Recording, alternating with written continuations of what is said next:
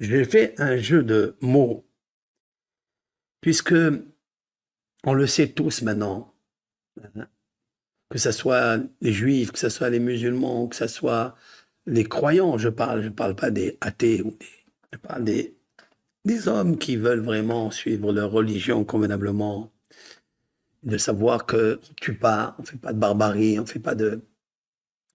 Je sais que l'âme Israël, il n'est pas dans ce domaine-là. Et en fait, il faut savoir comme ça que l'Iran, c'est la Perse de l'époque. C'est les mêmes aujourd'hui, peut-être c'est pas les mêmes, peu importe, mais ils déclarent haut et fort et devant toutes les nations, nous voulons rayer le nom d'Israël de la carte de ce monde. Ils le disent, ça personne ne peut le nier. C'est vrai, ouais, personne ne peut nier cela. Ils le disent, mes fourrages, ils le disent. Très bien. Alors, bien sûr, ils ont des factions qui s'appellent Hamas, ils s'appellent Djihad, ils s'appellent Hezbollah. Tous ces groupes-là ne sont que des marionnettes devant l'Iran.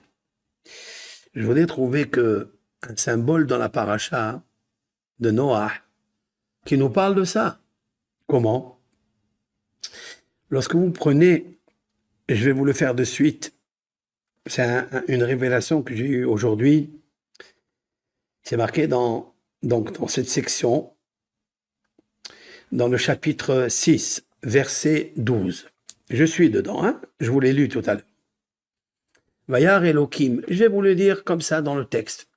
Vayar Elohim, et Dieu a vu, l'Éternel, c'est-à-dire la sévérité de la rigueur, sans compassion, sans concession et aucune solution. Et à Haaretz, la terre, v'ini nishhata, et voici elle a corrompu, qui ishid kol basar, car a corrompu toute chair, c'est-à-dire même les animaux, et darko ala Haaretz, c'est-à-dire son mazal. Ils ont gâché leur mazal, leur chance. Ils ont enrayé le cadeau du Dieu qui s'appelle mazal, c'est-à-dire la vie. Après, il continue dans le verset 13. Donc j'ai cité le verset 12. Maintenant, nous sommes dans le verset 13. Il dit Vayomer Elohim le Noach. Et Dieu, il dit à Noach Ketz kol basar balefanai. La fin de toute chair est venue à moi, ça veut dire il n'y a plus de miséricorde. Pourquoi? Kimal Haaretz Hamas.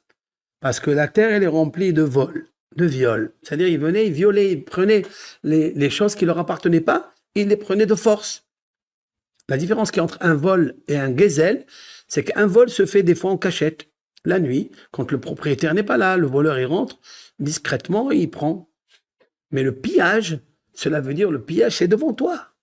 Il te prend peut-être ton bien par force et il te laisse comme ça. Alors, c'est parce qu'elle s'est remplie de Hamas. Quand j'ai essayé de chercher, j'ai trouvé quelque chose de terrible. Si vous prenez dans le verset 12, vous prenez la lettre Aleph de Haaretz. Haaretz, c'est la terre. Dieu, il dit, car ils ont corrompu et ils ont détruit leur chair parce qu'ils ont corrompu le chemin de la terre, c'est-à-dire le chemin de la logique, le chemin de la loyauté. Ça, c'est la lettre Aleph. Vous allez compter 11 lettres et vous allez trouver la lettre Yud. Vous allez compter encore 11 lettres et vous allez trouver la lettre Resh. Vous comptez encore 11 lettres, vous trouverez la lettre Aleph. Vous comptez encore 11 lettres et vous trouvez la lettre Noud. J'ai compté 5 fois un saut de 11 lettres. À partir de la lettre Aleph, qu'est-ce qui me sort? Aleph, Yud, Resh, Aleph, Nun, Iran. Iran, c'est l'Iran. C'est comme ça qu'on l'écrit. On écrit Aleph, Yud, Resh, Aleph, Nun, Iran. Et qu'est-ce qui est à côté? Kimal Haaretz Hamas. Et la terre s'est remplie de vols et de viols et de carnage.